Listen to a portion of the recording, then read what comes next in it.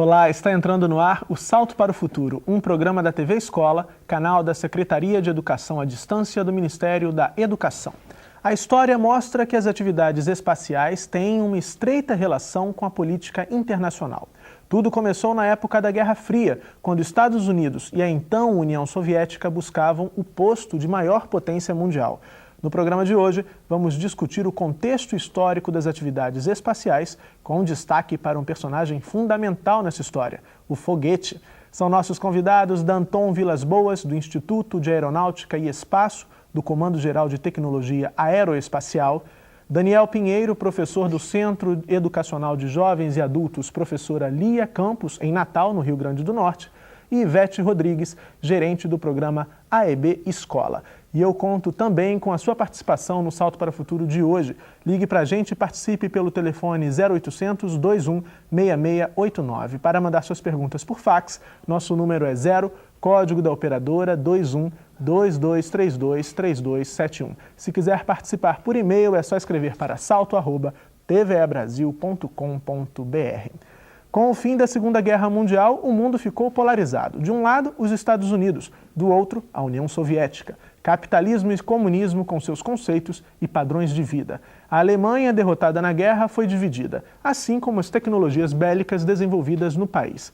Ávidos por ampliar seu poderio militar, americanos e soviéticos recorreram aos cientistas e técnicos alemães responsáveis pelo aprimoramento dos foguetes.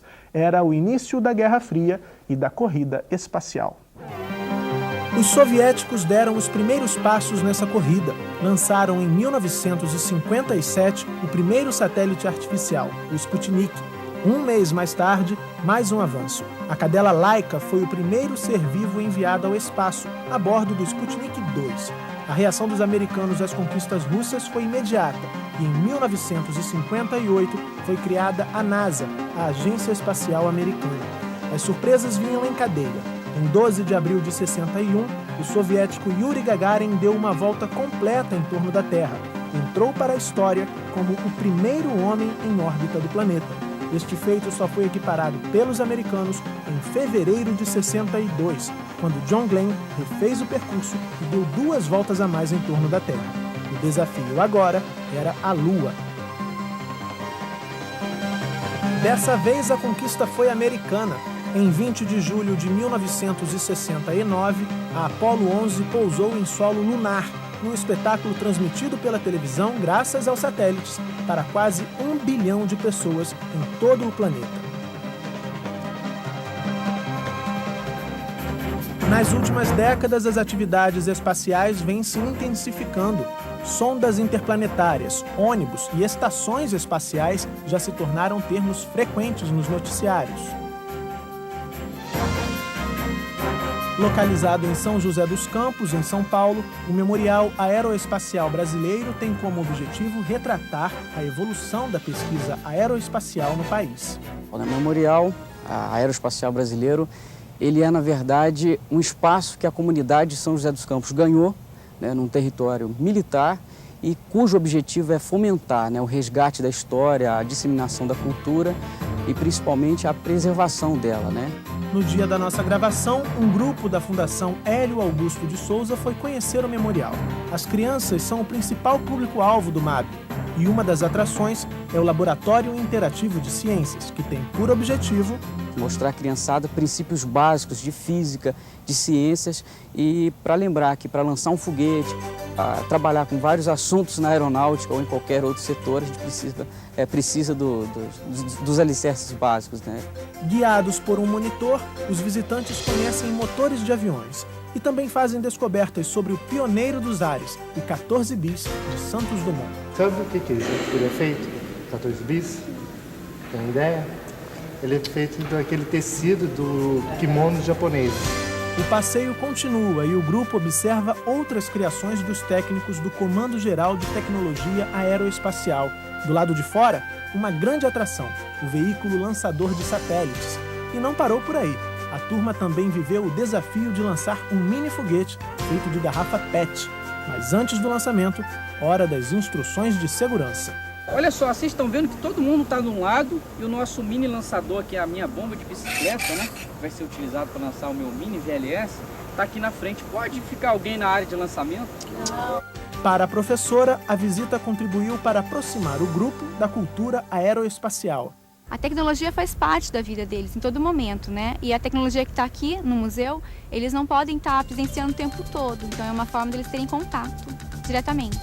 E para os visitantes, foi um dia de muitas descobertas. Achei muito legal, porque eu aprendi coisas novas que eu não sabia, como o foguete decolava, e vi onde o primeiro avião, como foi feito, do que foi feito. 5, 4, 3, 2, aí!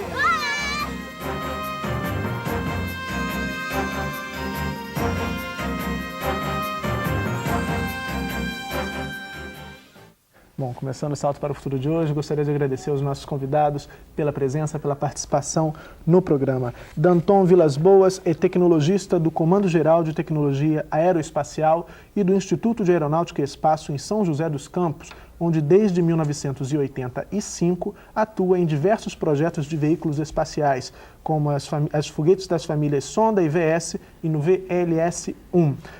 Além disso, também atuou no programa Cruzeiro do Sul, Danton, a gente viu aí na reportagem que logo no início do desenvolvimento desses foguetes, o principal objetivo era bélico, era que os foguetes servissem como aí um armamento. E atualmente, qual é a principal finalidade desses foguetes? Bom, a principal finalidade hoje dos foguetes é o transporte de cargas úteis ao espaço, sejam eles satélites, sejam eles o transporte de astronauta para as estações espaciais ou para a órbita da Terra e o transporte de sondas espaciais, né, de sondas interplanetárias. A gente podia resumir que hoje o objetivo principal ele é científico, tecnológico e comercial.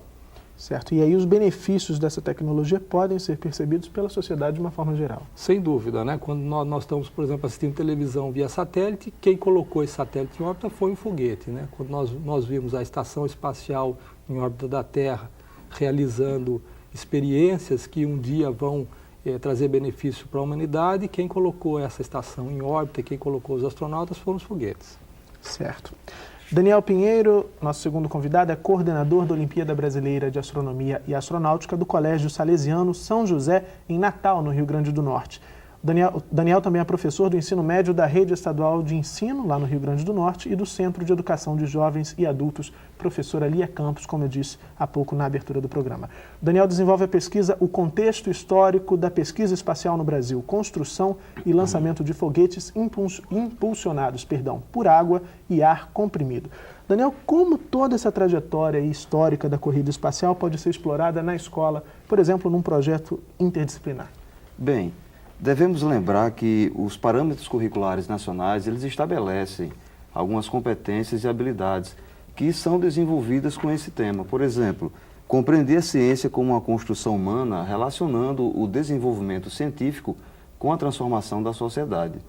Outras competências e habilidades também são ler e interpretar resultados a partir de experimentos e demonstrações. E todas essas ações, elas são divulgadas pela AEB Escola, o que possibilita que o professor em qualquer parte do Brasil, ele se aproprie desses conhecimentos e leve para a sala de aula essa prática. Quer dizer, a gente tende a imaginar, principalmente a sociedade de uma forma geral, que está fora desse dia a dia do cotidiano escolar, enfim, não está em contato direto com essa área da educação, que esse tipo de trabalho deve ser desenvolvido na escola pelo professor de ciências única e exclusivamente. E não, pelo que você está me dizendo, não, a área pode ser muito maior. Não, com certeza. O conhecimento científico espacial, ele é multidisciplinar. Para se colocar um foguete, para se lançar um foguete, nós necessitamos de várias áreas de conhecimento. Então, se você quer desenvolver um projeto na sua escola, certo? Você pode usar como tema gerador, como um agente motivador da multidisciplinaridade e da contextualização esses temas. Ok. Ivete Rodrigues, nossa terceira convidada no programa de hoje, é gerente do programa AEB Escola da Agência Espacial Brasileira. A Ivete é responsável pela captação de recursos e pela criação do modelo de gestão do programa e também pela articulação e pelo desenvolvimento de parcerias com importantes instituições e universidades. Ivete, o Daniel citou até aqui já o AEB Escola e aproximar esses conteúdos todos do cotidiano escolar é uma das principais atribuições do programa, como a gente já discutiu no programa de hoje. No programa de ontem. Você me dizia antes do programa começar aqui que o foguete, o protótipo do VLS, feito de garrafa PET, é uma das principais atrações do AEB Escola, né? Cativa aí a atenção de alunos, professores, enfim. Exatamente. A gente pode perceber com clareza que o espaço e seus mistérios naturalmente despertam o interesse das pessoas. Então, ao levar para as escolas conteúdos atuais que abordam tecnologias de ponta, o programa AEB Escola tem por objetivo contribuir para enriquecer as atividades em sala de aula. Nessa abordagem, a gente procura estar desenvolvendo materiais didáticos, além de focar na formação de professores, para que eles possam desenvolver competências e se sentir seguros para estar levando esses conteúdos que, naturalmente, eles não estão próximos das atividades do dia a dia da sala de aula. Certo. Esses materiais, você trouxe até alguns deles aí? Sim, a gente tem trabalhado com materiais didáticos que focam a interatividade através de CDs interativos por meio dos pesquisadores das instituições que são parceiras, como o INPE, o CTA, que são exatamente os cientistas, os pesquisadores que atuam nessas atividades. A gente procura, então, estar trazendo esses conteúdos, fazendo a relação com o meio ambiente, a contextualização, como eles estão presentes na sala de aula, e aí, de uma forma instigante e motivadora, o aluno tem esse contato com a área. E mais importante disso, a gente já tem percebido que desde a ação do AEB Escola, nós temos tido já relatos de estudantes que vêm orientando a sua vocação, as escolhas para prestar o vestibular dentro dessa área, que é um dos nossos objetivos. Certo. E existe uma idade, uma faixa etária mais indicada para que o professor inicie o trabalho com esse tipo de conteúdo junto aos seus alunos? As nossas atividades, nessa primeira fase do programa AEB Escola, elas estão focadas para séries finais do ensino fundamental e para o ensino médio, onde temas das diversas áreas do conhecimento, como sociologia, história, naturalmente eles conseguem fazer uma relação, como já foi dito, pelo fato de que a área espacial permeia todas as áreas do conhecimento. Já temos a primeira participação por telefone no programa de hoje. Quem fala com a gente é o Wagner, aqui do Rio de Janeiro. Tudo bem, Wagner? Tudo bem. Boa noite a todos. Eu sou do teleposto de Paraíba do Sul, no estado do Rio de Janeiro. E a nossa pergunta é a seguinte: é verdade que a primeira nave não tripulada a pousar na Lua foi russa e o ano era 1967? A ser verdade, por que esse fato importantíssimo não é divulgado hoje em dia? Existe alguma questão ideológica ainda imperando? Ok, Wagner, muito obrigado pela sua participação mais uma vez nessa série. Eu espero por você ao longo de toda essa semana aqui no Salto para o Futuro. Danton, aí tem um elemento que o Wagner traz, a questão ideológica. A gente sabe ainda hoje que, por exemplo, muita gente também não acredita que o homem já chegou de fato à Lua. Como é que você pode responder aí a curiosidade do Wagner? Eu vejo que hoje não há essencialmente um conteúdo ideológico. Se a gente olhar a Estação Espacial Internacional, nós vemos que isso é um projeto de 16 países, inclusive do Brasil, principalmente levado à frente pela Rússia e pelos Estados Unidos. Então, hoje a gente pode dizer que a corrida espacial acabou efetivamente e o que ocorre no lugar dela é uma cooperação entre essas nações visando o desenvolvimento da ciência e da tecnologia espacial. Agora, só para o Wagner não se sentir ali sem resposta, essa história da nave russa pousando antes na Lua, você tem algum conhecimento? Eu não me lembro exatamente, eu tenho a impressão que é verdade o que ele falou, que é correto, né? Eu não sei exatamente a data que ocorreu, mas é que o efeito, o que marcou mais efetivamente foi o homem na Lua, né? Isso realmente foi uma demonstração que talvez tenha sido o maior empreendimento tecnológico que a humanidade já fez, né? E num tempo relativamente pequeno, né? Se a gente considerar que os americanos decidiram ir à Lua em 1960, no início dos anos 60, e durante aquela década eles chegaram lá, realmente foi um evento significativo para a humanidade. Quem fala com a gente agora de Goiás é a Maria Lucia. Tudo bem, Maria Lucia? Boa noite, Murilo e convidados. Sou cursista do NTE de Anápolis, Goiás. A nossa pergunta é: o avanço da tecnologia tem contribuído para o desenvolvimento da ciência na pesquisa e descoberta dos mistérios do universo. Como acompanhar a evolução dessas pesquisas sem atrofiar os conhecimentos pré-existentes? Muito obrigada e tenha uma boa noite. Boa noite, Maria Lucia. Obrigado pela sua participação. Daniel, então, me parece que a Maria Lucia tem aquele certo receio, a velocidade das inovações tecnológicas que muitas vezes podem suplantar uma conquista anterior também importante. Como é que você pode respondê-la? Bom, Luci, né? Luci, devemos nos lembrar que todas as áreas do conhecimento hoje, elas estão ligadas à tecnologia.